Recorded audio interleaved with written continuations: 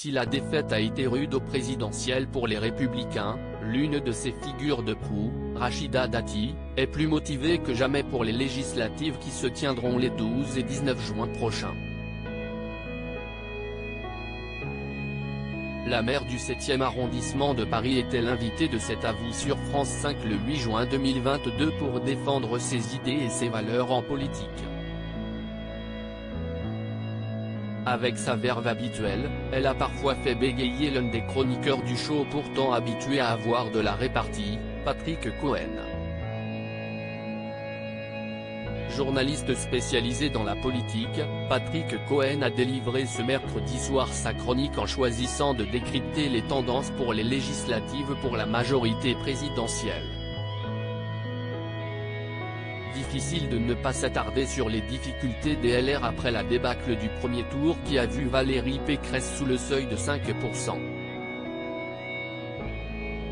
Rachida Dati a réagi avec ironie, « Si j'écoute votre édito, les jeux sont faits. Vous dites que tout va se jouer entre la NUP et le REM comme si on n'existait pas. » L'échange était vif entre Rachida Dati et Patrick Cohen sur le nombre d'élus au Conseil de Paris. L'ex-garde des Sceaux a bataillé pour finir son argumentation, « Je parle en termes de nombre d'élus. Laissez-moi terminer ma phrase, vous allez comprendre. Point, virgule, Monsieur Cohen, virgule.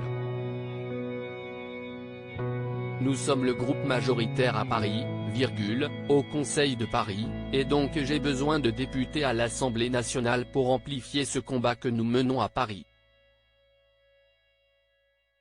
Elle s'est ensuite amusée de voir qu'elle était souvent reprise pour ses punchlines au Conseil de Paris face à sa meilleure ennemie, la maire de la ville Anne Hidalgo. Ce sont des débats permanents au Conseil de Paris. Ça vous ne les voyez pas. Ce qui vous intéresse, si est notre, à Anne Hidalgo et elle, combat à nous, dit la femme politique de 56 ans. Patrick Cohen bredouille une réponse mais il se fait doubler par son invité qui lui lance droit dans les yeux, « Je suis très intéressé que vous me regardiez Monsieur Cohen. » De quoi le faire encore plus bredouiller. Connue pour son tempérament volcanique, elle n'avait pas caché sa colère sur un autre sujet, plus grave, les accusations contre Gilles Legendre dans des affaires de harcèlement moral et sexuel. Elles viennent d'être classées sans suite.